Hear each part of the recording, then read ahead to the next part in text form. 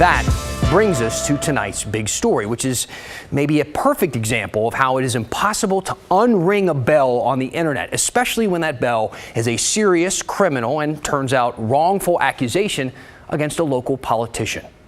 Here's Maggie Vespa. And thank you, media, for showing up on such short notice. This is a story of how quickly a wrongful accusation can go from a single post on Facebook.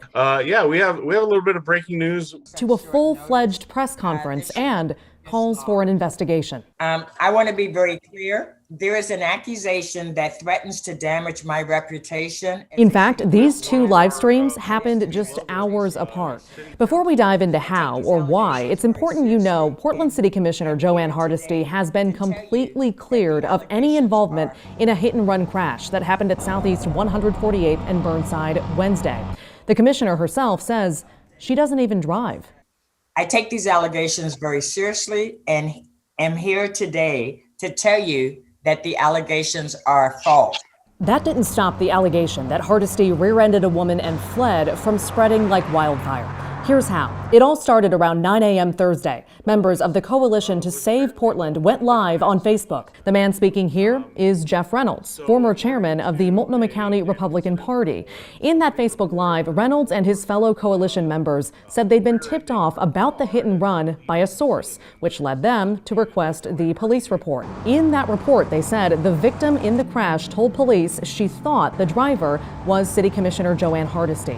The allegation had not been investigated, and by the end of the day, Hardesty would be cleared by police.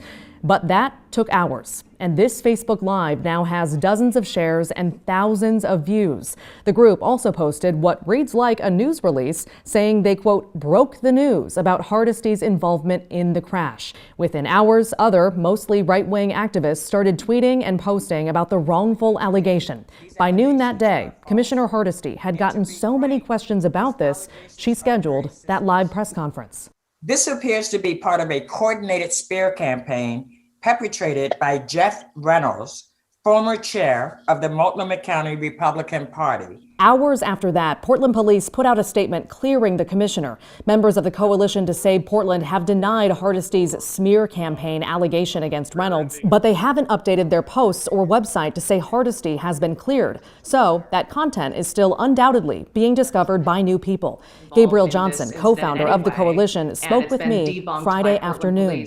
Do you have any regrets in putting it out the way you did?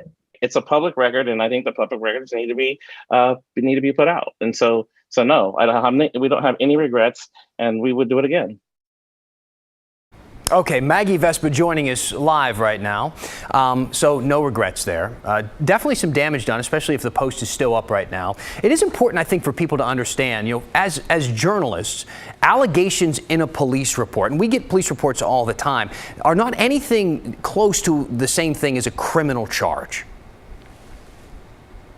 Exactly. We really wanted to point that out because Johnson called it a public record at the end, which of course in some capacity is true, but it's kind of it's a low barrier of entry. I mean, when someone tells something to an officer and it's written down in a police report, that means it's going to be investigated. So for journalists, especially in high profile cases like this, when you know it's a brand new report and those allegations haven't been investigated and charges haven't been filed, to just quote the police report and put it out there in this way, journalists just don't do that. This group, though, obviously did. Let's talk about this report for just a second, because we're taking their word for this because we haven't seen the report. We've asked for the report.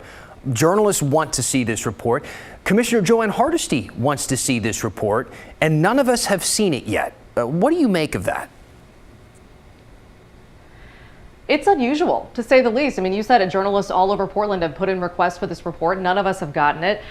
So I asked Gabriel Johnson, and he told me, yeah, he got a text message yesterday morning from a source. He didn't want to say who. And he said that person gave him the report number. He says he turned around and he asked Portland police for that report, and he says they gave it to him. That said, I do want to note, we asked the Coalition if we could see a copy of the report they have, and we were told no. We also asked Portland police to basically deny or confirm that account, and we haven't heard back at this point.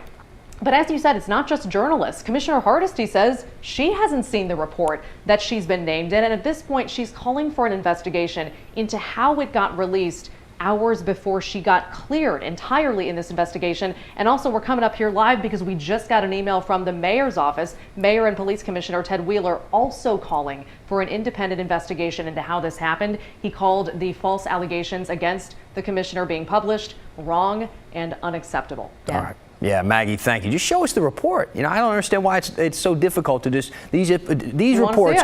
These reports are typically pretty accessible to the media. In this case, they're not. But we'll see what happens. Maggie, thank you for the update tonight.